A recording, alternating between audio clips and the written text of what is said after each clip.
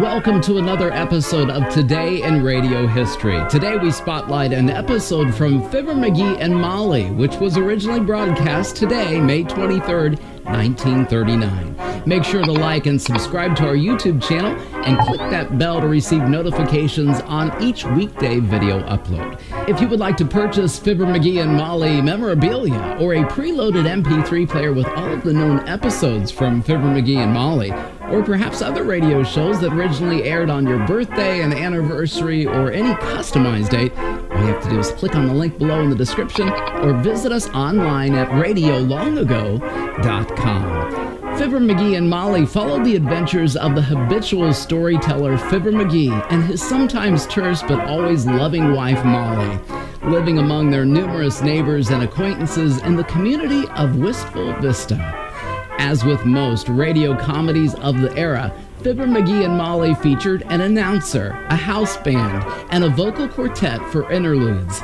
At the peak of the radio show's success in the 1940s, it was adapted into a string of feature films, a staple of the NBC Red Network for the show's entire run, and one of the most popular and enduring radio series of its time. The primetime situation comedy ran as a standalone series from 1935 to 1956.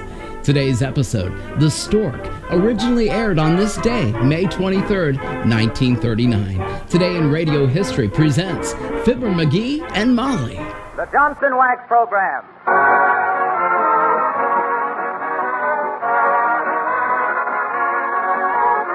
The makers of Johnson's Wax and Johnson's Self-Polishing Glow Coat present Marion and Jim Jordan as Fibber McGee and Molly, with Donald Novis, the Four Notes, and Billy Mills Orchestra. The show opens with Rise and Shine.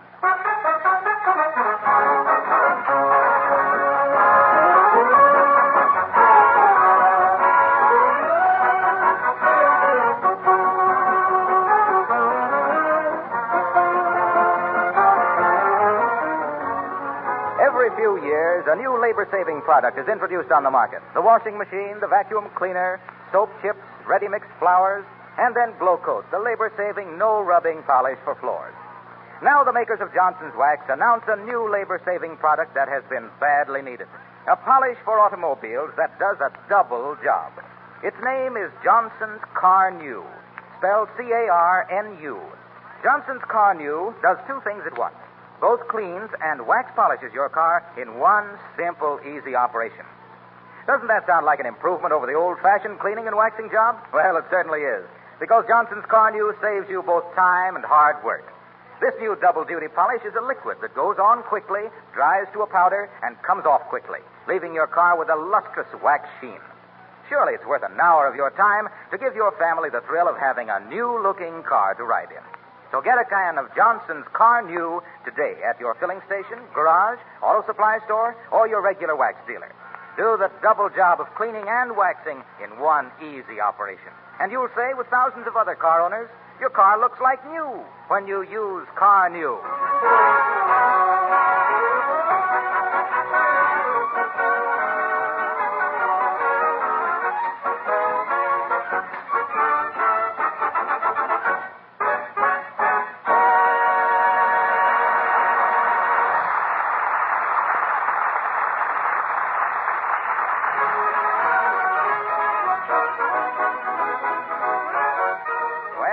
There's a spring clearance sale of hats at the Bon-Ton department store.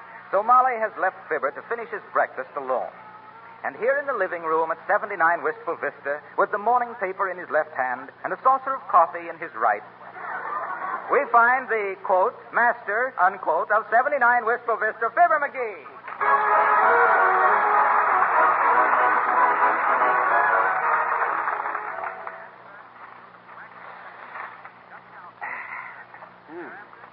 United States cruisers Quincy, San Francisco, and Tuscaloosa arrive in South America on Goodwill tour.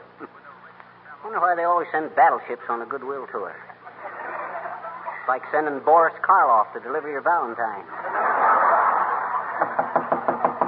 Come in. Is this a residential... Does Fibber McGee live here? You betcha, Bud. I'm Fibber McGee. Okay, here's a cable. Here's a wire for your wife. Oh, a wire from Molly, huh? Wonder who this is from. Search me. I never see the interior. All I see is the outside. Where do I sign, Bud? Right here? No, on the fourth line from the on the fourth line from the. Oh, sign it any place. Okay, Bud. How do you like working as a telegraph messenger, Bud? Oh, it's quite congenial. It's not bad. The hardest part of it is when they ask me to sing a birthday greeting over the telephone. Boy, is that tough.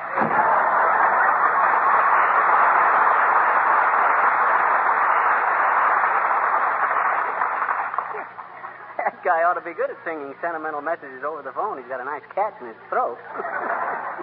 I ought to open up this telegram.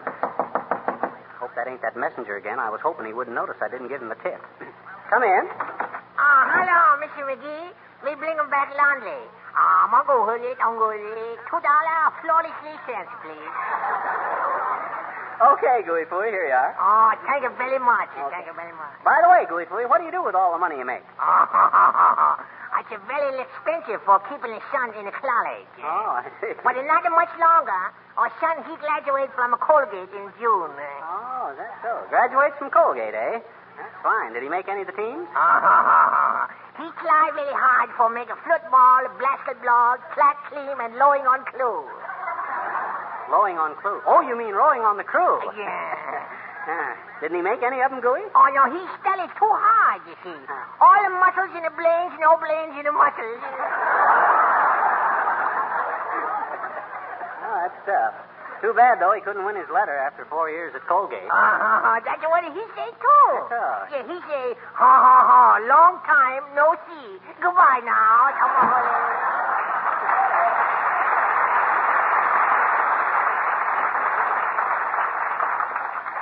Takes a guy with a happy faculty of winning football games to make the faculty happy.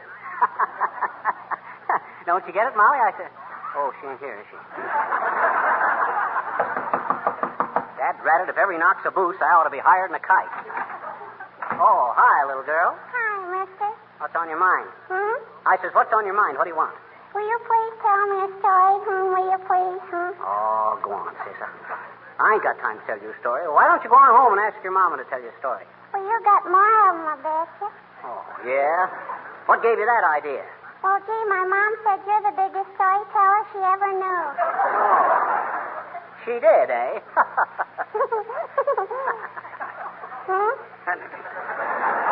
I says, she don't... All right, I'll tell you a story. Once upon a time, there was 3 bears. I bet you've heard that one, I betcha. Oh, you have, eh? Well, you just wait till I get to the part where Goldilocks comes in. That's the love interest. Bear meets girl. Once upon a time, there were 3 bears, and their names was Winkin', Blinkin', and Nod. That's that old Hollywood stuff, I betcha. That rat, quit interrupting me, will you?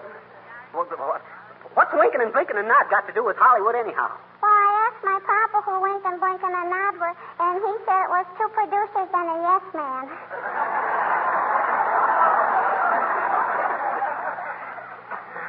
Well, we don't seem to be getting any place, sis. Sure. Huh?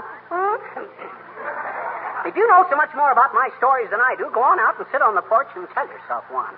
I bet you I can, I bet you. You can't tell yourself a story? No, I can't sit down. Why not? I says, why can't you sit down? I got spanked. Oh. Well, that's the best news I've heard. Who spanked you and what for? My papa. Because I got bad marks in spelling, I bet you. Oh, you did, huh? Sure. My papa promised me a bicycle if I got good marks in spelling, but gee, am I lousy. You shouldn't have ought to talk like that, sis. Besides, if your papa promised you a bicycle, you should have studied harder. I couldn't. I've been too busy. Busy doing what? Learning to ride a bicycle. What's wrong, mister?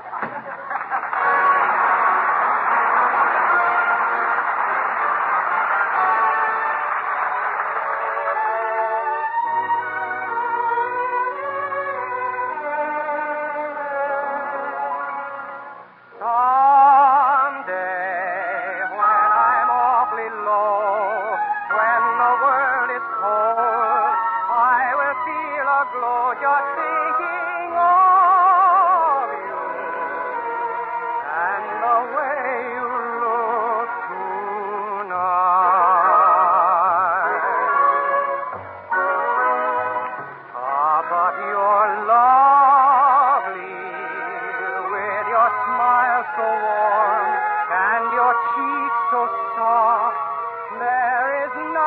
for me but to love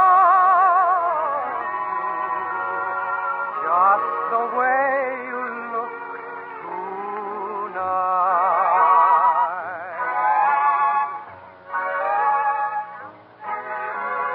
With each word your tenderness grows, tearing my fear apart. And that laugh that wrinkles your nose touches my foolish heart. Lovely, never, never change. Keep that breathless charm. Won't you please arrange it, 'cause I love you just the way you look tonight.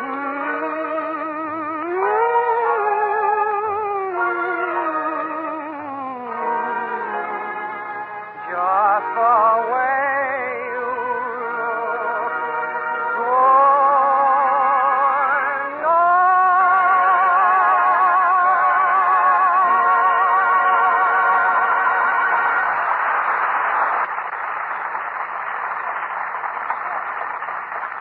Folks, that was Donald Novus singing The Way You Look Tonight. And Don, the way you sung tonight was swell. Oh, it certainly was, Mr. Novus. I'm glad I got home in time to hear it. I've been downtown buying a new hat.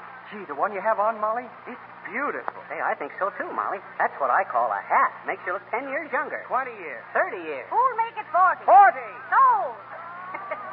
40 years younger to the gentleman in the blue shirt. Does anyone want to carry me piggyback? No fooling, Molly. That's the best-looking hat you've had in years. Well, I'm glad you think so. It's the only hat I've had in years. What you mean? Well, this is the old one. Uh-oh. Well, Molly, you're one of those girls who just has a knack of wearing clothes. Oh, now, go on. I wish you'd teach Fibber the secret. His pants are so baggy at the knees, he always looks like he's on his way home from a craft game. Well, see you later, folks. Oh, my, he's a nice boy, isn't he, McGee? Oh, yeah, in a crude sort of way. Yeah. Oh, by the way, Molly, here's a cablegram for you. A cablegram? Yeah. For goodness sake, I wonder who this is from. Oh. Well, heavenly days. It's from the Netherlands, from Rotterdam. Hey, that's no place to write to a lady from. Who sent it? Mort Tooth. Remember, he's on a world cruise. Oh, yeah, Mort. Probably about that talking parrot I asked him to pick up for me. What's he say about it, Molly? Well, he says, regret unable to find you talking parrot. Stop. However... Oh, hello, Mr. Wilcox. Hello. Why, what's the matter?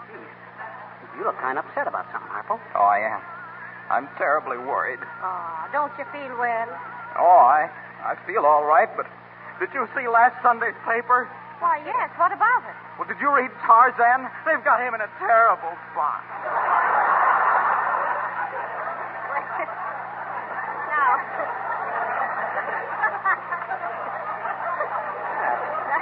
Don't take it to heart, Mr. Wilcox. He'll come out all right. Yeah, don't get yourself in a lather. You don't have to worry about Tarzan. Well, it's the same. I can hardly wait until next Sunday. Is that all that's worrying you, Harpo? No. I'm afraid the Johnson Wax people aren't going to need me much longer. Oh, what on earth gave you that idea? Well, gee. It certainly is discouraging when I walk up to a car owner and I say, Brother, have you heard about Car New, that wonderful new auto polish that the Johnson Company's just introduced? And that's as far as I get. Oh. You mean they don't want to hear about it? That's just it. Everybody has heard about it.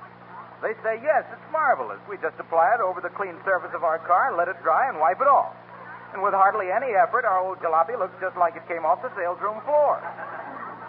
So can you blame me for worrying?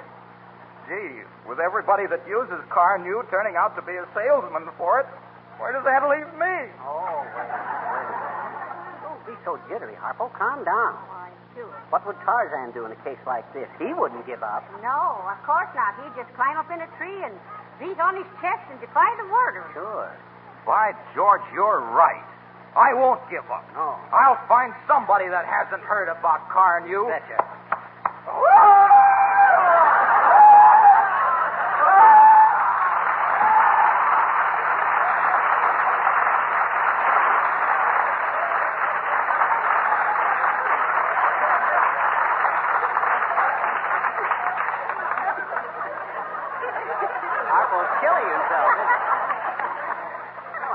gets over that Tarzan complex by next winter.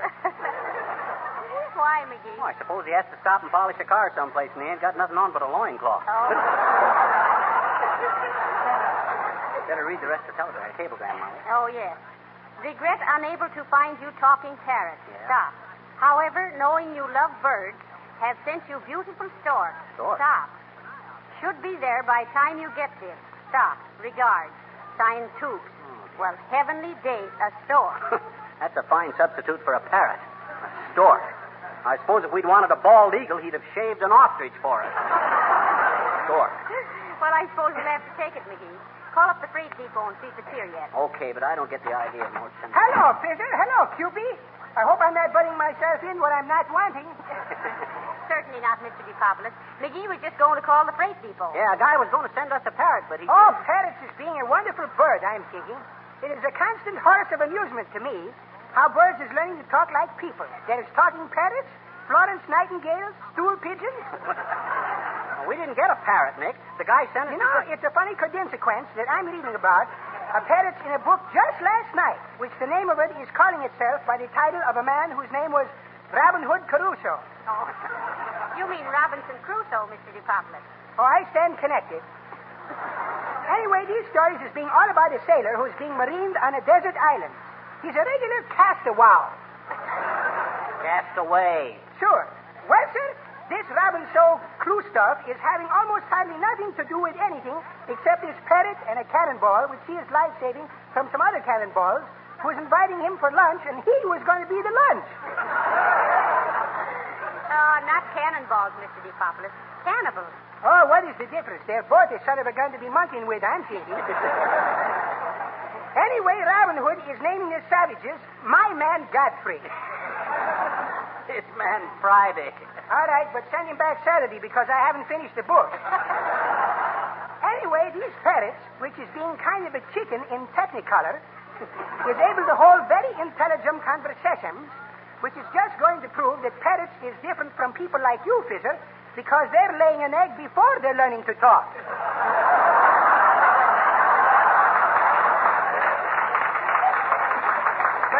What I'm stopping in to have you see me about is that we're having a little party at our house tonight. Oh. But it's going to be pretty crowded, so why don't you go to a good movie?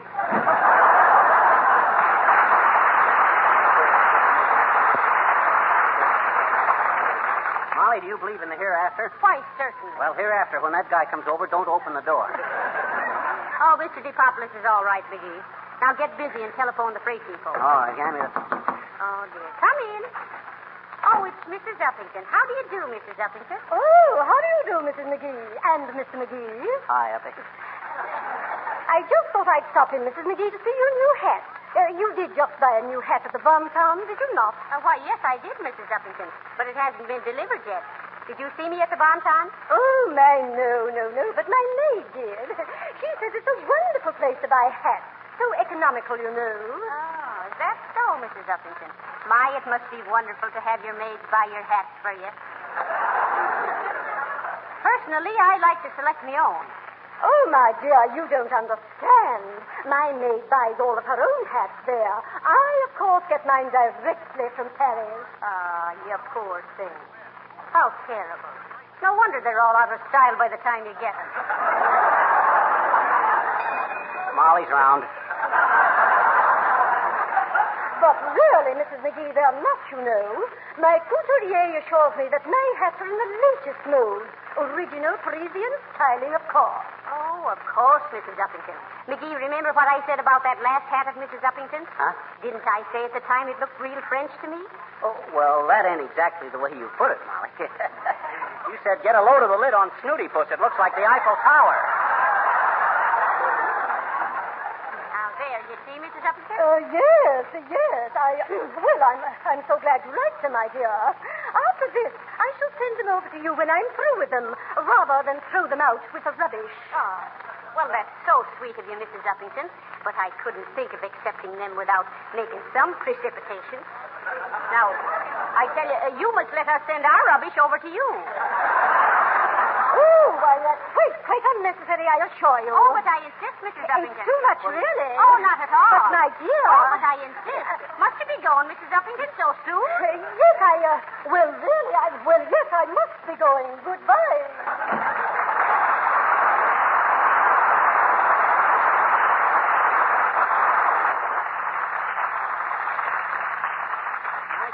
Molly, you and Uppington make the Golden Gloves look like a pair of lead mittens. Well, hand me the phone, Molly. I'll call and see if that long-legged Yankee clipper has arrived yet.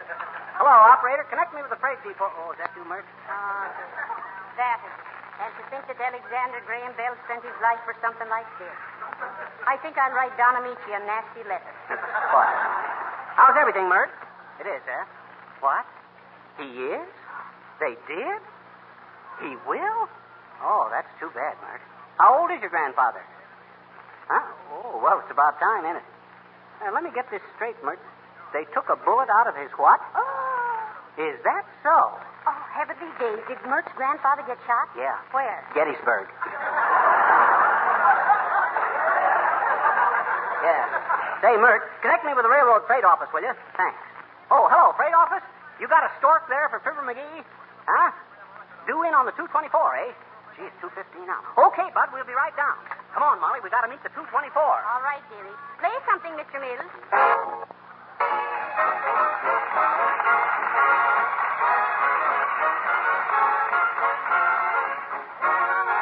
We meet, and the angels sing.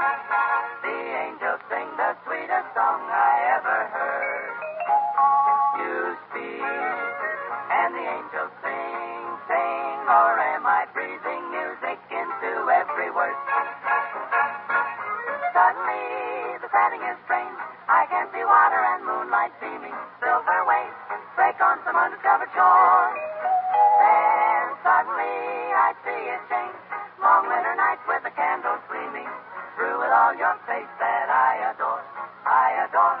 You smile and the angels sing, and though it's just a gentle murmur at the start, we kiss, and the angels sing, sing, sing, and leave their music ringing in my heart, my heart.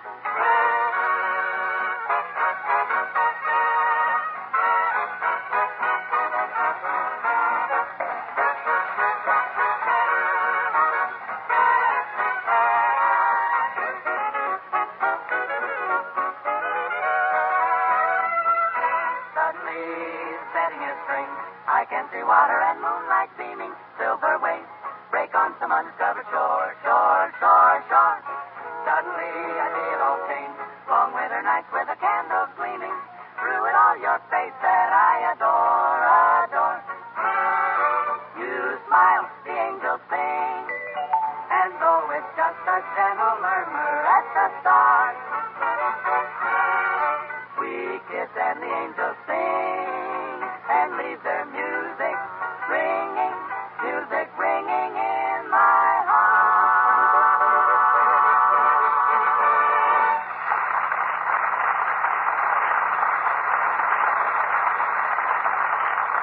The four notes, singing and the angels sing, accompanied by Billy Mills and his Pearly Gates. Now, you ready, Molly? Huh? Is there enough gas in the car? Oh, plenty. I put 2 gallons in Sunday.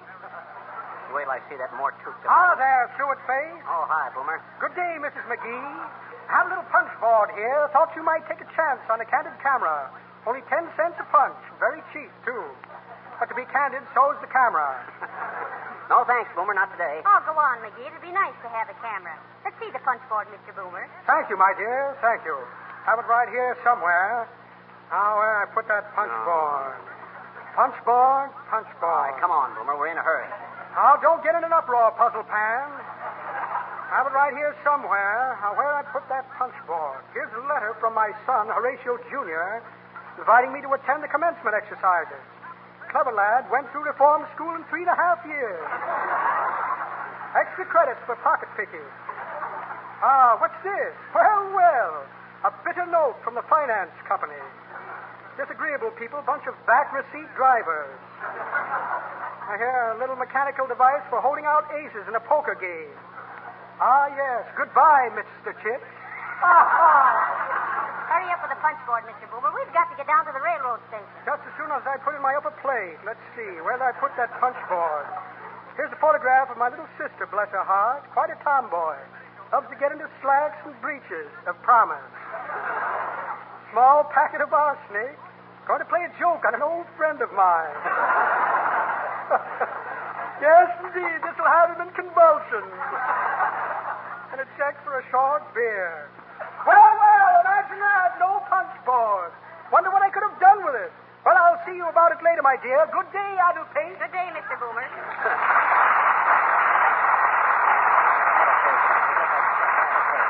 Too bad that guy can't go straight.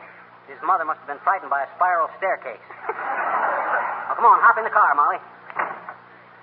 You'll have to step on it a little, McGee, if we're going to meet the 224 now. Okay, here we go. Pick up, will you? Like that. Huh? That's something for the car. We are down the end of the block. Oh, better slow down a little, McGee. We're not in that much of a hurry. Well, I don't want to lose track of that Stork, Molly. Somebody might mistake him for a crane and put him to work loading freight cars. Don't you get it, Molly? No, I don't get it, but you're going to. What you mean? Here comes a motor cop. Oh, dear, oh, dear, oh, dear. All right, you, over! Get them brakes fixed. If you look in the book, officer, you'll find the first question is, where do you think you're going, to a fire?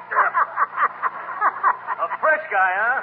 This'll cost you plenty, buddy. Disorderly conduct, speeding, and going through a stoplight. We did not go through a stoplight. That light had turned green. So did I when I saw how fast you were going. Now follow me to the police station. Just a minute, officer. May I have a word with you? Well, what is it, lady? Yeah? Yeah? All right, lady. Come on, buddy. Follow me. Hey, what is this, Molly? This ain't the way to the police station. We're not going to the police station. We're going to the railroad station. What? At 50 miles an hour with an escort? Hey, what did you tell that cop? What? I just told him the truth, dearie. I told him we were expecting the Stork.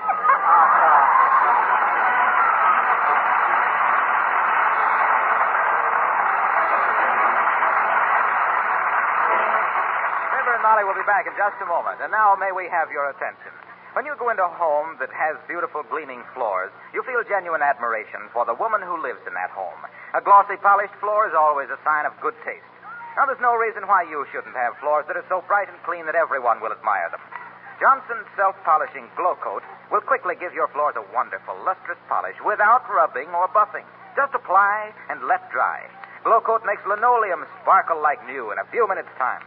And did you know that Glow Coat is just as important for porch floors as for the floors in your home? Well, it is. Glow Coat shuts out dirt and grime, saves you hours of cleaning work. You'll enjoy your porch much more when the floors stay clean and bright with shining Glow Coat polish. Glow Coat is spelled Glocoat. Johnson self-polishing Glow Coat. Insist on the real thing for brighter luster, longer wear.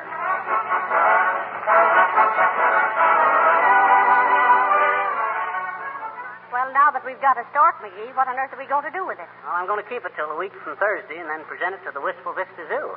Well, why don't you give it to him today? Why wait till a week from Thursday? Oh, I don't know. Just habit, I guess. I always like to get the big bills out of the way by the first of the month. Good night. Good night, all.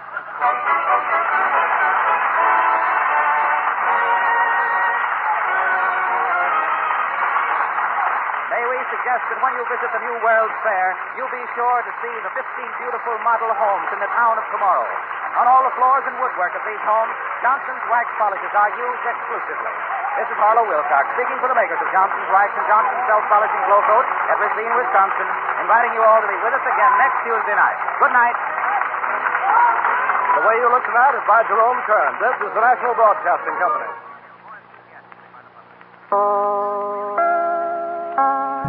Radio